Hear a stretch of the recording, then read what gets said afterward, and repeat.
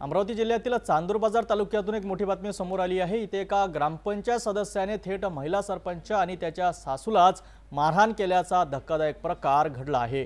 या घटनेने संपूर्ण गावात खळबळ उडाली आहे। हा वाद जमिनीच्या एका प्रश्नावरून सुरू झाला आणि त्याचं पर्यवसन हाणामारी झालं। पोलिसात या प्रकरणी विनयभंग आणि ॲट्रॉसिटी अंतर्गत गुन्हा दाखल करण्यात आला आहे। पाहूया या घटनेचा सविस्तर वृत्तांत। अमरावती चांदूर बाजार तालुक्यातील ब्राह्मणवाडा थडी ग्रामपंचायतीमध्ये हा धक्कादायक प्रकार घडला। शुक्रवारच्या दिवशी महिला सरपंच आणि त्यांच्या सासूबाई ग्रामपंचायतीच्या कार्यालयात आल्या होत्या। त्यांनी ग्रामपंचायत सदस्य रवींद्र उर्फ राजेंद्र मधुकरराव उल्ले यांना त्यांच्या जमिनीबद्दल काही प्रश्न विचारले। यावरून त्यांच्यात शाब्दिक वाद सुरू झाला। हा वाद इतका वाढला की दोन्ही बाजूंनी एकमेकांवर हात उगारले। ग्रामपंचायत कार्यालयात सरपंच आणि सदस्यांमध्ये जोरदार हाणामारी झाली। सुदैवाने ही संपूर्ण घटना तिथे लावलेल्या सीसीटीव्ही कॅमेऱ्यात कैद झाली। या फुटेजमध्ये त्यांच्यातील वाद आणि हाणामारी स्पष्टपणे दिसत आहे।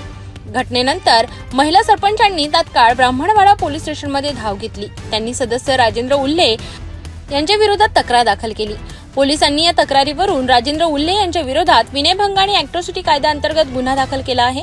या प्रकरणाचा पुढील तपास उपविभागीय पोलीस अधिकारी शुभम कुमार करीत आहेत। तरी होती अमरावतीमधून आलेली एक अत्यंत गंभीर घटना। लोकशाहीच्या सर्वात खालच्या स्तरावर काम करणाऱ्या या प्रतिनिधींचं जर असे हिंसक वर्तन केले तर सामान्य जनतेने न्याय कोणाकडे मागावा हा प्रश्न या निमित्ताने उपस्थित होत आहे। आता या प्रकरणात पोलीस काय कारवाई करतात याकडे सर्वांचं लक्ष लागलंय।